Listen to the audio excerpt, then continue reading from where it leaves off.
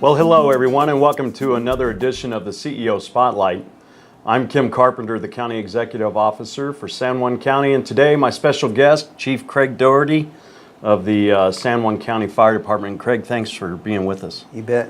Thanks for having us. It's always great to have our public servants that come on and talk about the issues, and of course, one of the very important aspects that we've had is that of first response, and so thanks for being here, and we look forward to hearing what is happening in the realm of San Juan County. But, Craig, tell us a little bit about yourself.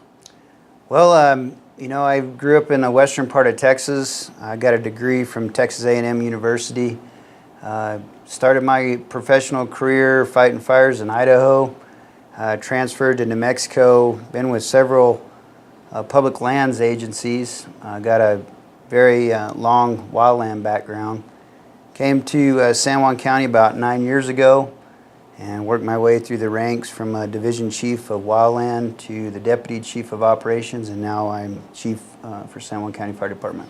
Well, again, you've been a great asset for San Juan County. Of course, the county always looked at as one of the leaders in the state for local government, especially with regard to counties, of the 33 counties we have in our state. And what challenges do we have in San Juan County when it comes to the fire department? You know, every fire department faces similar challenges that San Juan County does. There's always a challenge of increasing call volume as the citizenry has higher and higher needs, so the call volume is constantly increasing. And the severity of some of those calls is increasing as well. One of our challenges is we run a primarily volunteer-based response organization, so having those volunteers available 24 hours a day, stepping away from their jobs, their lives, and being able to respond to calls is always a challenge. And then, as always, budgets are always something that we face. This year we faced some challenges with the state and some changes in some budgets that came down from the state.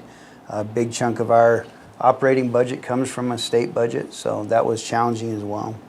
You know, you look at programs all over the country, volunteer fire departments are just declining. Volunteerism today is not what it meant to be years and years ago. And so tell us, how many full-time staff you have and how many volunteers you have? We operate with 14 full-time staff. Of those, we have 4 paid mechanics, 2 administrative staff.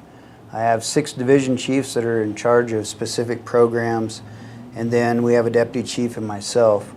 And then we have around 260 volunteers. That number is changing constantly as people come and go and move.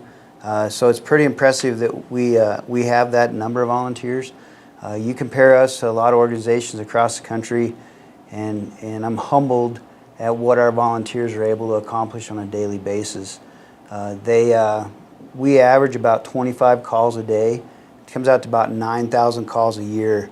And when you think about that response from an all-volunteer response organization, it's impressive. There's a lot of paid departments in the country that aren't able to talk about that kind of volume. And then, as I mentioned earlier, some of the severity of the calls that we deal with, it's impressive, from oil field accidents to fires, wildland incidents. We have a proportionally higher number of structure fires in this area than a lot of areas, so our volunteers are gaining a vast amount of experience, but also taking care of a job for the public that's very impressive. Well, most people think that it's a guy coming out of the drugstore or Walmart or someplace just to jump in a car and go down and pick up a fire truck and go to a fire and turn the hose on and spray the fire out. But there's a lot of training that goes on with this. Let's talk about that. Yeah, a very professional organization. The volunteers, as they come into our organization, go through a semester-long training, actually get college credits, national accreditation, and in that training they get a combination of EMS training, hazmat training, wildland training, and then a very in-depth structural fire training.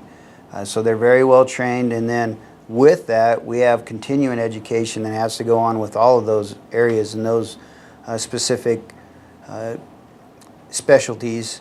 So those folks have to spend a lot of time in training and continuing their training, And then, as you well know, things are changing constantly. Sure. So the types of fires that we're responding to are changing. They're not the same as they were even 15 years ago. Construction types change, vehicles are changing, so our equipment has to constantly evolve, and our training has to constantly evolve with that. An example of that's new alloys that are coming out in cars. So historically, the equipment that we had to cut open a car in a car accident and extricate a victim now takes a different type of equipment, different training. You've got hybrid cars now that have electrical hazards built into them that are dangerous to our responders. So we have to constantly keep up with that training, and those volunteers, not any different than a professional organization or a career organization that gets paid to do that. Those trainings come, and they're still there at the station learning all these new techniques and staying up on it. Well, it's amazing the sacrifice that these volunteers make and the time. You know, I was telling a citizen once that the training that they get is the same as a paid fireman that is training to become a fireman, that kind of Exactly. thing. And so, and it's just, I can't, you know, every day I think about how grateful we are to have these volunteers, because it's, we're finding local governments all over the country having to come up with millions and millions of dollars to get paid fire staff. And we've been real fortunate here, and we're really a benchmark nationwide with what we're able to do, and that's a real testament to what your leadership is about.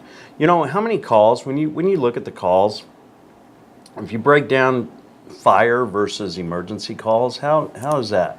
Yeah, so our EMS calls run about 60, and I say EMS, that's emergency response. We respond with the ambulance service for that. We run about 60% of our call volume for that. Another about 20% of that is fires. And when I say fires, there's anything from a car fire to a residential structure fire to a wildland fire.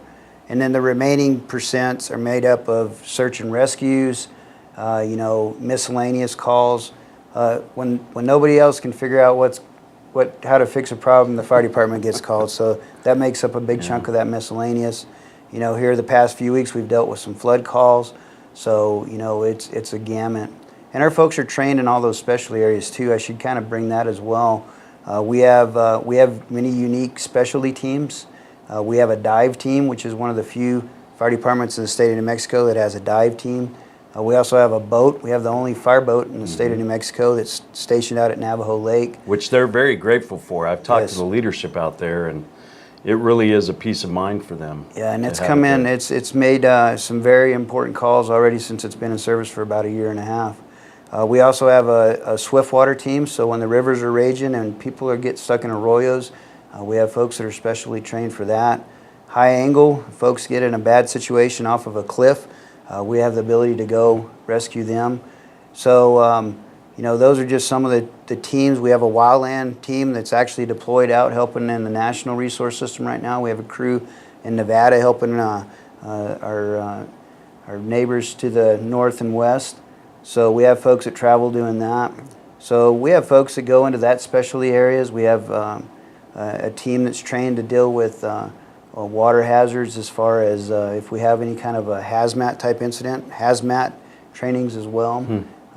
With the amount of industrial traffic that we have around here, hazmat's very important to be trained in that as well, because there's a lot of specialty things that have to go on there. Well, you've also got some new technology, and real briefly talk about the drones. Yeah, so we're very forward thinking as an organization. With the fireboat, we just recently deployed 2 drones. One of those has forward looking infrared so that we can utilize it at night for search and rescues, and put it to work helping constituents out there when they're in need.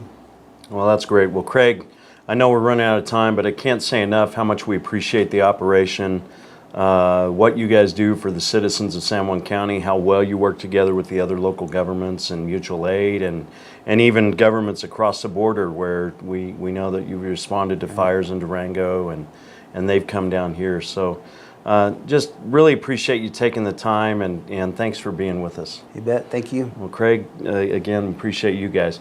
Well, that's going to wrap up another CEO Spotlight, and keep it tuned right here, as we'll just keep providing you more interviews each month in regards to San Juan County, what we do, what we're about, and we really appreciate you following us. Have a great day.